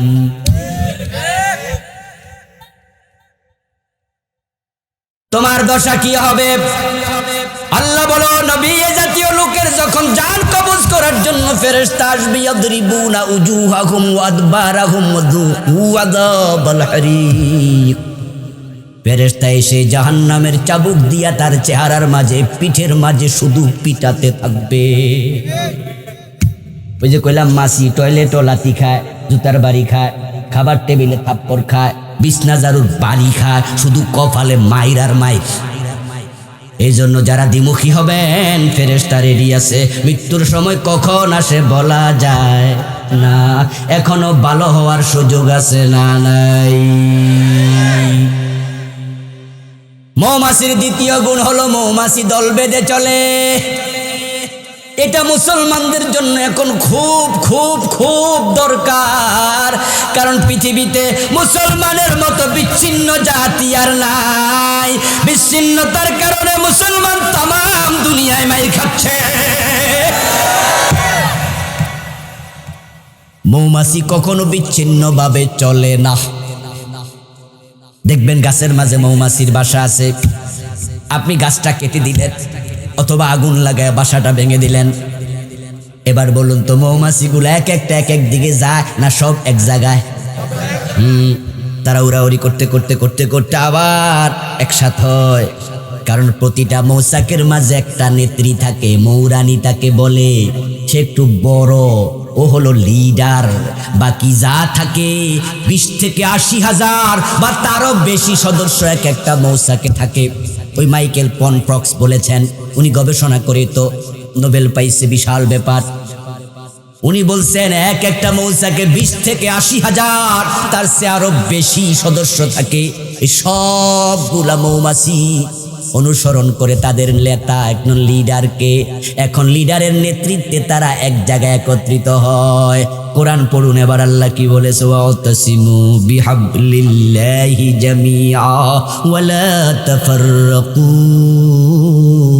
ও মুমিনেরা, তোমরা আল্লাহর কোরআনকে, আল্লাহর রশিকে সবাই একত্র হয়ে শক্ত করে ধারণ করো, পরস্পর বিচ্ছিন্ন হইও না। আজকে মুসলমানের রাষ্ট্র সংখ্যা আলহামদুলিল্লাহ 57-র বেশি। ওআইসির সদস্য আছে 57। ওআইসির সদস্য পদ পায় না এমন আছে আরো 8টা। মোট মুসলিম রাষ্ট্রের সংখ্যা 65। এবার একটু বলুন তো 65 রাষ্ট্রে মুসলমান আছে আলহামদুলিল্লাহ, অভাব নাই, 150 কোটির বেশি। তামাম দুনিয়ায় প্রায় 200 কোটি মুসলমান আছে। এখন তাদের যদি একজন নেতা থাকতো আর মুসলমানরা ওই নেতার অধীনে সবাই ইয়েস নো বলতো, নেতা যা বলবে আমরা তা বলবো, দিনে 5 বার নামাজ আল্লাহ শিখাইছে জামাতের সাথে। জামাত শব্দের অর্থ হলো একত্রিত হওয়া, ঐক্য হওয়া, বিচ্ছিন্ন না হওয়া। ওই জামাতের মাঝে একজন থাকবে নেতা, তিনি সামি আল্লাহু লিমান হামিদা বলার সাথে সাথে সবাই মাথা তুলে দাঁড়াইতে হয়। পিছনে এমপি থাকার মন্ত্রী থাক, ইমাম সামি আল্লাহু লিমান হামিদা কইছে। এখন রুকুতে থাকার অধিকার আর কারো নাই, থাকলে তোমার নামাজ বাদ। হজ যখন হয় তামাম দুনিয়া থেকে হাজিরা যায়, 30 লাখ 40 লাখ 50 লাখ হাজি একত্রিত হয়। এই হজ করার জন্য একজন লিডার আছে, যিনি আরাফার মাঠে খুতবা দেয়, তাকে বলা হয় আমিরুল হজ। কি বলে? আমিরুল হজ। উনার নেতৃত্বে হজ হয়। 25, 30, 50 লাখ মানুষ হজে গিয়ে একজন নেতা মানতে পারলা, নামাজে একজনকে নেতা মানতে পারলা। তোমাদের জীবনে যদি মৌমাছির মতো নেত্রী যেমন তারা মানে, তোমরা একজনকে নেতা মানাইয়া 200 কোটি মুসলমান আজকে একমত হয়ে যেতে পারতা। মুসলমান 200 কোটি একমত যদি হয়ে যায়, 65টা মুসলিম রাষ্ট্রের নেতারা একজনকে নেতা মানে, তাহলে মায়ানমারের মুসলমান মাইর খাওয়া লাগবে না, ইরাকে মাইর খাওয়া লাগবে না, সিরিয়ায় মাইর খাওয়া লাগবে না, কাশ্মীরে মাইর খাওয়া লাগবে না। 65 মুসলিম রাষ্ট্রের নেতারা বলবে, একজনের নেতৃত্বে জাতিসংঘে হাজির হইয়া আমেরিকাকে আলটিমেটাম দেবে, মায়ানমারের 13 লাখ মুসলমান বাংলাদেশে এসে গেছে, 6 মাসের ভিতরে ফিরিয়ে নিতে হবে। নয় পাকিস্তান বলবে, আমার নেতা যদি আদেশ করে আমরা নেতার আনুগত্য করে মায়ানমারের দিকে পরমাণু অস্ত্র ত্যাগ করব, বিশ্বের মানচিত্র থেকে মায়ানমারকে মুছে দেব। কাতার বলবে কোটি কোটি ডলার দেব, তুরস্ক বলবে হাজার হাজার সৈন্য দেব। আমার বন্ধু একটা ধমক দেও, দেখবা কাফেররা থামতে বাধ্য হবে।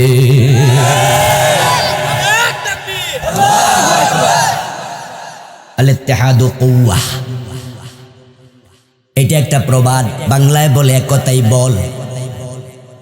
আপনাদের বাড়িতে মা আছে, বোন আছে, মেয়ে আছে, তাদের মাথায় লম্বা লম্বা চুল আছে, আছে না? আপনি একটা চুল ধরে এভাবে মাঝখান বরাবর ধরবেন, ধরে টান মারবেন, শিখতে কতক্ষণ লাগবো? 1 সেকেন্ড লাগবে। টান দিবেন আর ছিঁড়ে যাবে।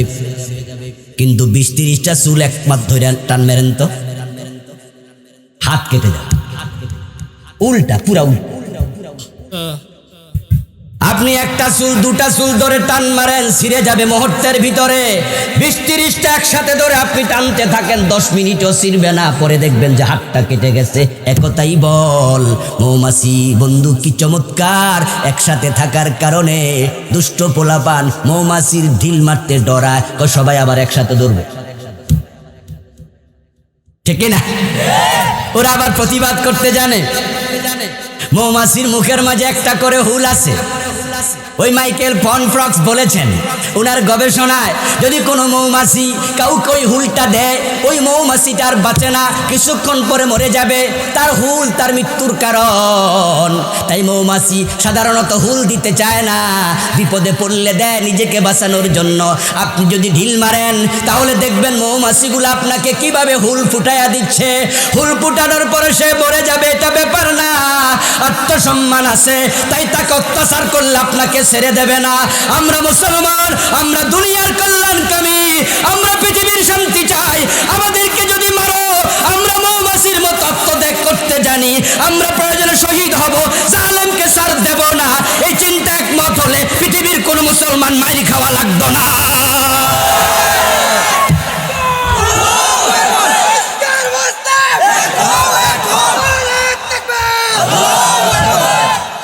আমার বন্ধু, দল বেঁধে চলা লাগবে, একজনকে নেতা মানা লাগবে। এটা আল্লাহর শিক্ষা। এটা মৌমাছির মাঝে আছে, কিন্তু মুসলমানের মাঝে মোটেও নাই। বরং আমরা হুজুররাই তো কারোরে কেউ মানি না। হুজুরদের মাঝে তো দলের অভাব নাই। নতুন নতুন দল হচ্ছে, কেউ কারোরে মানতে চায় না। বরং মাইক সামনে পাইলে মাহফিলের মাঝে পর্যন্ত এক হুজুর আরেক হুজুরের বিরুদ্ধে বদনাম পর্যন্ত করে।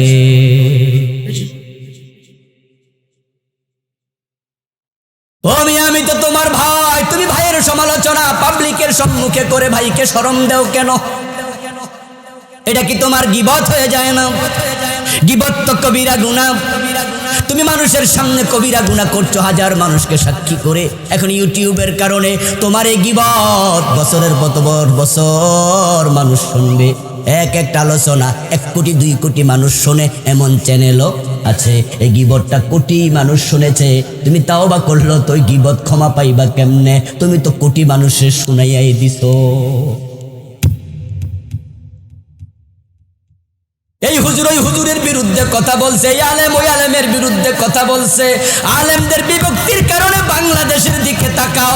এখন আলেমরা যেই যেই দলের থাকুক না কেন, আলেমরা সুযোগ পাইয়া জেলে ভরে রাখছে। এটাই তো নিয়ম, এটাই তো নিয়ম। আপনি যখন বিচ্ছিন্ন থাকবেন, ও বন্ধু, যেই ছাগল দল ছুট হয় ওই ছাগলটাকে বাগে খাওয়ার সম্ভাবনা বেশি। এখন মুসলমানরা তাদের নেতা কেউ নাই, বরং সবাই নেতা। ওই যে আমরা সবাই রাজা, বিচিত্র এই রাজার রাজত্বে আমরা সবাই রাজা। আমরা সবাই নেতা, যার কারণে কেউ কাউকে মানি না। অথচ তাকায় দেখো মুসলমান, পৃথিবীর খ্রিস্টানরা কোটি কোটি খ্রিস্টান, তারা তাদের একজন নেতা বানাইছে। তাদের নেতার নাম দিছে তারা পোপ। তাদের পোপ যেই শহরে থাকে ওই শহরকে একটা দেশের সম্মান দিয়ে জাতিসংঘের সদস্য পদ দিয়েছে। কয়েক বছর আগে খ্রিস্টানদের পোপ ষোড়শ বেনেডিক্ট উনি বাংলাদেশে এসেছিলেন। আমার বন্ধু, বাংলাদেশে খ্রিস্টানের সংখ্যা 1% সামথিং। টোটাল জনসংখ্যার মাঝে খ্রিস্টান 1% এবং সামান্য, এত কম। কিন্তু তাদের পোপ যখন বাংলাদেশ সফরে আসছে, একবারে এয়ারপোর্ট থেকে শুরু করে আমাদের ফার্ম গেটে বড় গির্জা পর্যন্ত তারা ফুল দিয়া লাইনে দাঁড়ায় সংবর্ধনা দিছে। কি সম্মান দিল, আমাদের রাষ্ট্র সম্মান দিয়েছে। সে বিশাল মিটিং করেছে আমাদের সোহরাওয়ার্দী উদ্যানে, অথচ খ্রিস্টান সংখ্যা 1%-এর সামান্য বেশি।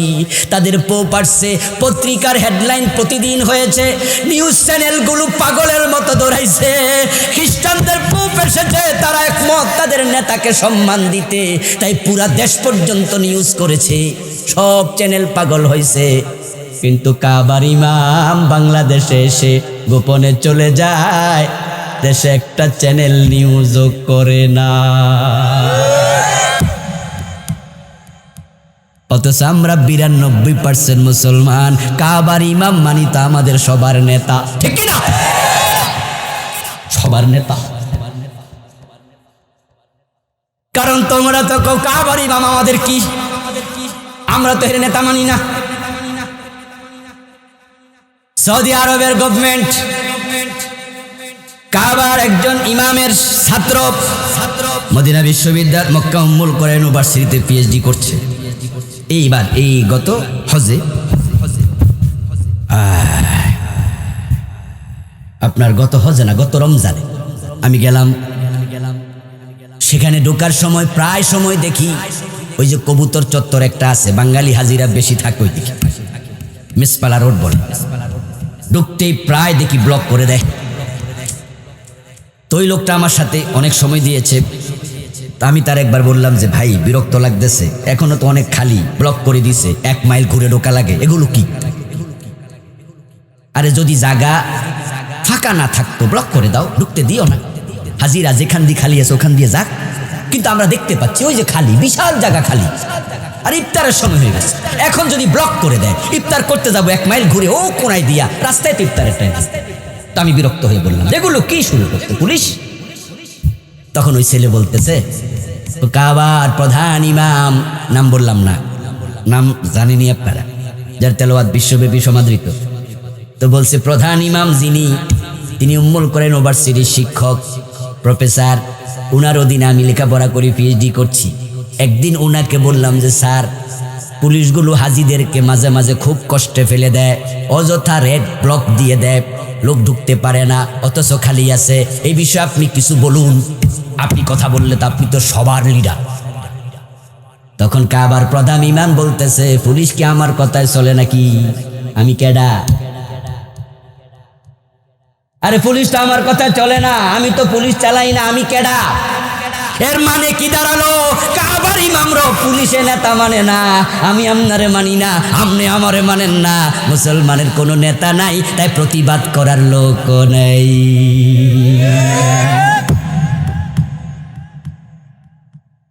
ও মুসলমান, তাকায় দেখো, কোন হিন্দু যদি মাজলুম হয়, নির্যাতিত হয়, বড় চিৎকার দিয়ে কথা বলে। কোন ইহুদি নির্যাতিত হলে আমেরিকা কথা বলে, ইসরায়েল কথা বলে, কোন বৌদ্ধ নির্যাতিত হলে জাপান কথা বলে, চায়না কথা বলে, খ্রিস্টান নির্যাতিত হলে আমেরিকা ইউরোপ কথা বলে। আর দেশে দেশে মুসলমান পৃথিবীর বিভিন্ন জায়গা মারি খায়, Bosnia, Chechnya, Somalia, Kashmir, Algeria, ফিলিস্তিন, সিরিয়া, ইয়ামান, গুজরাট, মায়ানমার, শুধু মারি খায়, প্রতিবাদ করার কোনো লোক নাই, কারণ তোমাদের তো নেতাই নাই।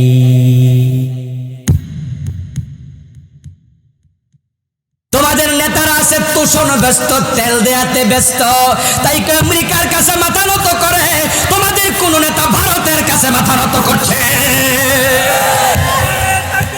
তোমরা কথা বলবা কেমনে, কেমনে কথা বলবা? তোমাদের তো মাজায় বল নাই, তোমরা এক হতে পারো না। তখন তাদেরকে নামাজের দাওয়াত দাও, নামাজের প্রশিক্ষণ দাও, 10 বছর হলে নামাজ পড়তে বাধ্য করো।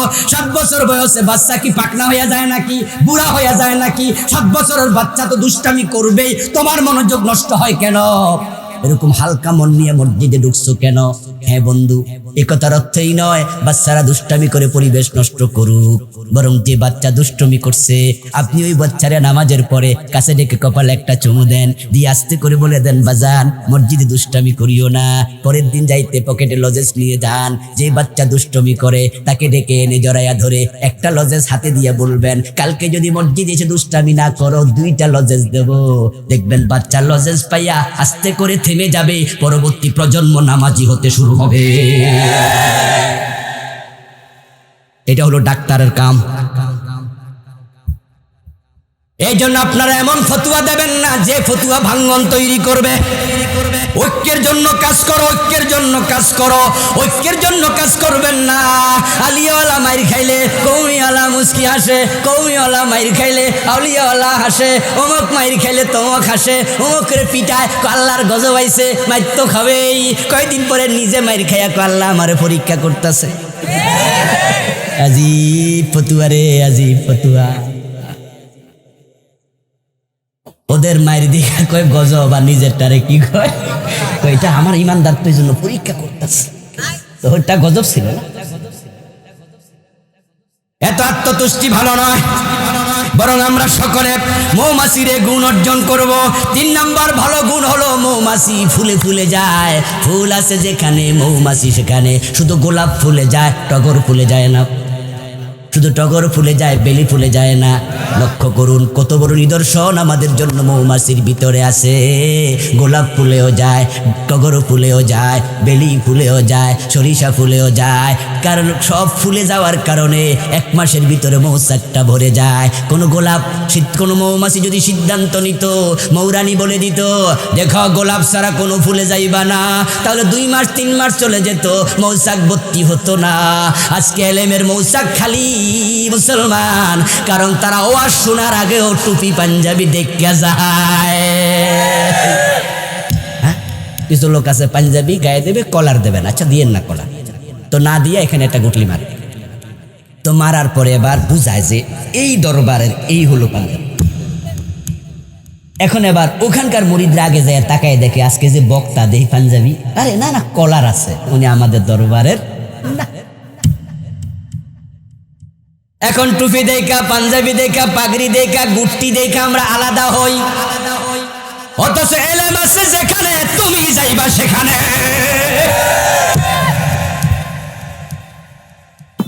তাবলীগ জামাতে তাবলীগ জামাতে যোগ দিয়েছে। এখন তিনি আর মুজাহিদদের আন্দোলনে, জেহাদি আন্দোলনে যায় না। রাগ করবেন না, কই জাস্ট বুঝার জন্য বলছি, সবাই একরকম নয়, বিচ্ছিন্নতা বুঝাইতে বলছি। আসরের নামাজের পরে তাবলীগের গাছ আছে না নাই? এখন দেখবেন আসরের নামাজের পরে কিছু লোক চলে গেছে দাওয়াতি কাজে, কিছু লোক মসজিদে তালিম দিচ্ছে। এই অবস্থায় মসজিদের সামনে দিয়ে মিছিল শোনা যায়, একটা মিছিল যাচ্ছে, মিছিলের আওয়াজ আসতেছে। আপনাদের ওই এলাকায় একটা যাত্রা প্যান্ডেল হবে আগামী শনিবার। এলাকার ইমাম সাহেবরা মুসল্লিদেরকে নিয়ে টিউন অফিসে যাচ্ছে, মিছিল করতেছে। এই এলাকায় যাত্রা প্যান্ডেল চলতে দেয়া হবে না, মদ জুয়া হাউজি বন্ধ করতে হবে। আচ্ছা, এখন তাবলীগ জামাতের আমিরকে আইসা একজনকে হুজুর ওই যে যাত্রা হবে ওইটার বিরুদ্ধে মিছিল চলছে, গাছ আজকে থাকুক, আমরা চলেন মিছিলে যাই, অন্যায়ের বিরুদ্ধে জিহাদ করা তো ফরজ, এটা মৌখিক জিহাদ। আমাদের মাঝে সব মিছিল টিছিল। আমরা মসজিদে তালিমে আসি, আমাদের 6 উসুলের ভিতরে কি মিছিল পাইছো নাকি? না, তুমি মিয়া বেশি বাড়াবাড়ি। আবার যারা আছে জিহাদের পক্ষে, তারা তাবলীগ দেখলে নাক ছিটকায়, কোনা না না তাবলীগ মসজিদ নষ্ট করে। নাউজুবিল্লাহ। আমি চট্টগ্রাম অঞ্চলে দেখেছি কিছু লোক আছে এমন ফতোয়া দিয়েছে, আমি আশ্চর্য হলাম। আস্তাগফিরুল্লাহ। কয় কি? কয় তাবলীগ জামাত যদি কোনো মসজিদে ঢোকে, ওই মসজিদ নাকি দুধ দিয়ে দেওয়া লাগে। কয় কয় অথচ বন্ধু তাবলীগ যে 6 উসুলের কাজ করে, ইকরামুল মুসলিমিন কোরআনে আছে, সালাতের কথা কোরআনে আছে, ও আবার জিহাদের কথা কোরআনে আছে না নাই? আবার পীর সাহেব হুজুর যারা আছে হক্কানি ফির, তাদের কাছে গেলে দেখবেন কেমনে জিকিরের তালিম পাওয়া যায়। সকালে জিকির করে, বিকালে জিকির করে। আপনি আমি ফজরের নামাজ পড়ে বের হয়ে চলে আসছি, কিন্তু কিছু পীরের মুরিদ আছে তারা ইশরাক পর্যন্ত বসে বসে জিকির করছে। আওয়াজ দিয়া বলুন তো, জিকিরের কথা কোরআনে আছে না নাই? আপনি তো সেখানেও যাওয়া দরকার। ইকরামুল মুসলিমিনের কথা আছে, তাবলীগেও যাওয়া দরকার। আবার জিহাদের কথা আছে, রাস্তায়ও নামা দরকার। ইসলাম আছে যেখানে, আমি আছি সেখানে। এলেম আছে যার কাছে, আমি আছি তার কাছে। ফুলে ফুলে যাও, মধু সংগ্রহ করো, মৌচাক যাবে ভরে। তাই মৌমাছি সব ফুলে যায়, আর আমরা যে যেখানে গেছি খুঁটা মাইরা দিছি, তাই এলমের মৌচাক খালি হয়ে আছে।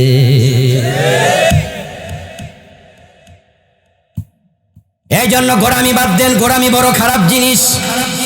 আমার বন্ধু, মৌমাছির আর একটি চমৎকার গুণ, সেটা হচ্ছে মৌমাছি বড় পরিশ্রমী প্রাণী। এমন পরিশ্রমী প্রাণী খুব কম আছে, খুব কম। ছোটকালে আমরা কি পড়েছি, এটা কবিতা, মৌমাছি মৌমাছি কোথায় যাও নাচি নাচি, দাঁড়াও না একবার ভাই, ওই ফুল ফুটে বনে, যাই মধু আহরণে, দাঁড়াবার সময় তো নাই। একটা মৌমাছি ঘন্টায় 15 মাইল গতিতে একটানা 6 মাইল পর্যন্ত ওড়ে। ওই মাইকেল ফন ফ্রক্স বলেছেন, একটা মৌমাছি 50 থেকে 100টি ফুলে ঢু মেরে 1 কেজি মধু সংগ্রহ করার জন্য 1100 কর্মী 90,000 কিলোমিটার পথ পাড়ি দেয়া লাগে। তাহলে ভাবেন তো কত পরিশ্রম করে মৌচাকে আপনার জন্য মধু জমায়। এখন বলুন তো মানুষের ভিতরে পরিশ্রমের অবস্থা কি? বাংলাদেশে তো আমরা এত অলস, সুযোগ যদি পাই রাতে ঘুমাইতে ঘুমাইতে রাত শেষ, সকালবেলা রেস্ট নেই, ঘুমাইতে ঘুমাইতে ক্লান্ত হয়ে গেছি, একটু রেস্ট লইয়া লই, নাস্তা করে আবার অবসরে যায়। পারলে 13 ঘন্টা 15 ঘন্টা ঘুমায়, চা দোকানে আড্ডা দেয়, রিক্সাওয়ালা গল্প করছে 2-3 জন মিলা, কাস্টমার যায়া যাত্রী যায়া কবাই যাইবানি, রিক্সাওয়ালা তাকায়া কয় এখন না, মানে গল্প এখনো শেষ হয়নি, অথচ ঘরে বাতের সেল নাই। পরিশ্রম আমাদেরকে আজকে ঠেকাইয়া দিছে আমরা, যার কারণে উন্নত জাতি হয়ে গেছি। তাকায়া দেখো জাপানের দিকে হিরোশিমা নাগাসাকিতে দ্বিতীয় বিশ্বযুদ্ধের সময় বোম্বিং করার কারণে জাপান মেসাকার হয়ে গিয়েছে। আজকে জাপান পৃথিবীর সেরা জাতির মাঝে অর্থনৈতিকভাবে একটা জাতি, কারণ তাদের মতো পরিশ্রমী পৃথিবীতে খুব কম আছে। পৃথিবীর সবচেয়ে বেশি মানুষ কোন দেশে? চায়নাতে মানুষ এত বেশি, আল্লাহু আকবার।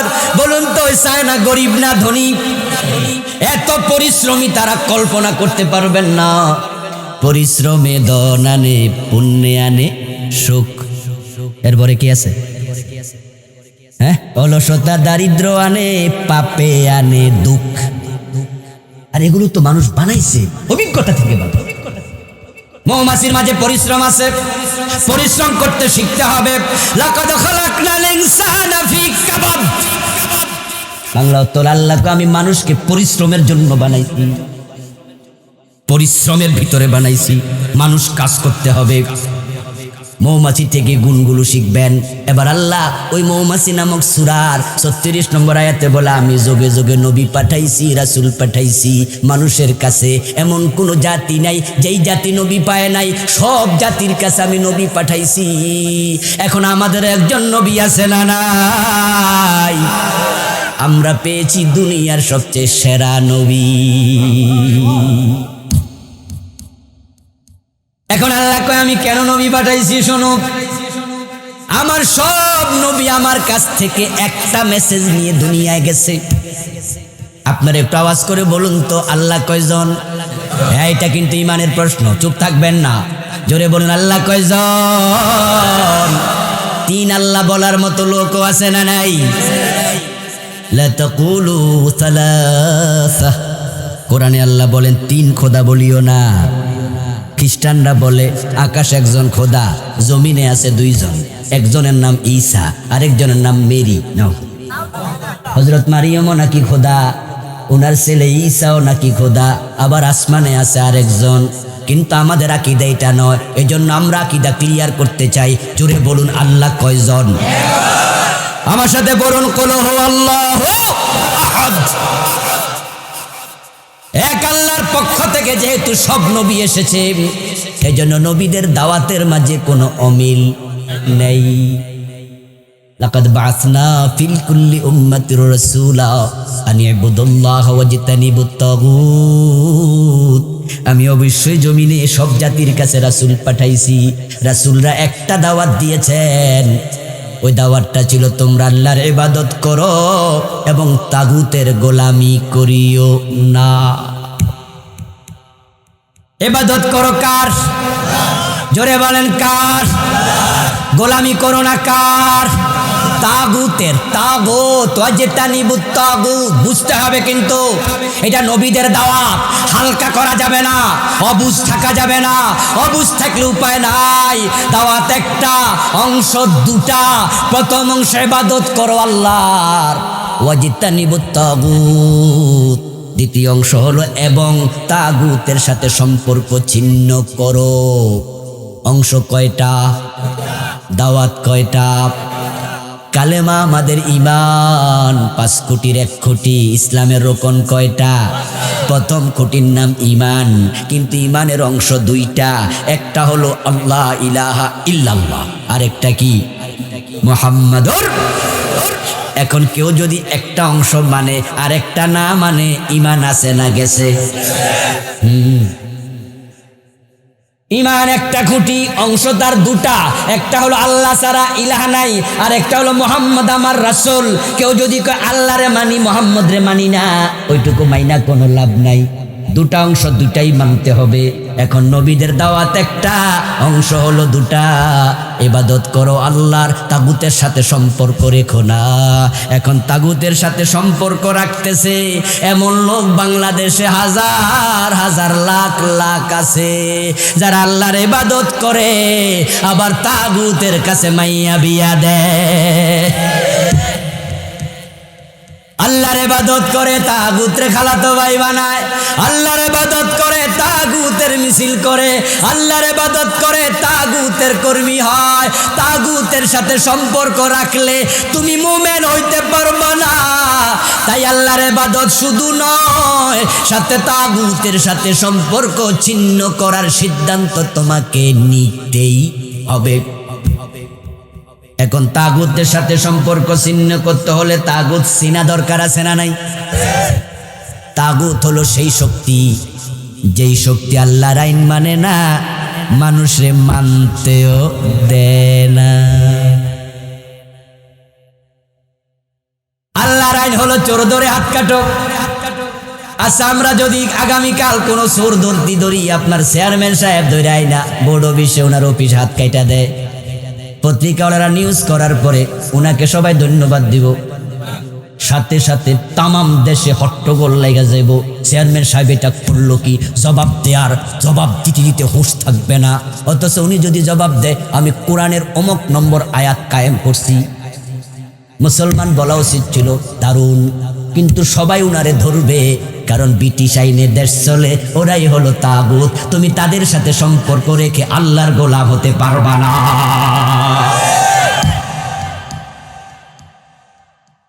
আপনাদের এলাকায় ইয়াবা আছে না নাই? হেরোইন, মদ, গাঁজা। যদি কোনো ইয়াবাখোর, হেরোইন মদখোরকে পাওয়া যায়, এলাকার একজন নেতা, উনি এলাকার লিডার টাইপের মানুষ, সবাই তার মুরব্বি মানে। উনি হাদিস পড়েছে, সহিহ বুখারীতে আছে, মদ পান করলে 80 বেত লাগাও। উনি যদি 80 বেত লাগাইয়া দেয়, পরের দিন পুলিশ আইসা উনারে হ্যান্ডকাপ পরাইয়া নেবে।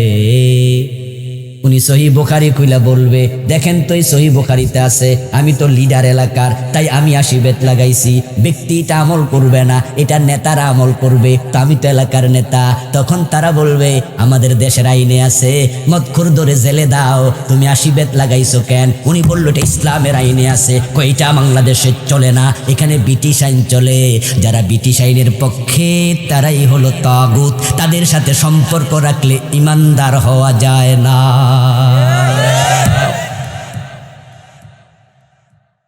এখন আমাদের দেশে ব্রিটিশ আইন চলছে যুগ যুগ ধরে। আওয়াজ দিয়ে বলুন তো, ব্রিটিশরা মুমিন না কাফের? আরো জোরে বলুন, তারা মুমিন না কাফের? এবার বলুন তো, আমরা মুমিন না কাফের? আমরা কি পরিচয় দেন নিজের? আমরা কি? তাহলে মুমিন কাফের আইন মানবেন কেমনে? কেন মানবেন? মানলে আপনি তো তাগুত, সম্পর্ক রাখলেনি। এই জন্য দাওয়াত বুঝুন, একজন মুমিন কখনো কোরআনের বাহিরে অন্য আইন মানতে পারে না। যারা অন্য আইনের সাথে আছে তাদের সাথে চলতেও পারে না। যদি চলে তাগুতের সাথে সম্পর্ক আছে, তাই সে নবীর প্রকৃত দাওয়াত গ্রহণ করলো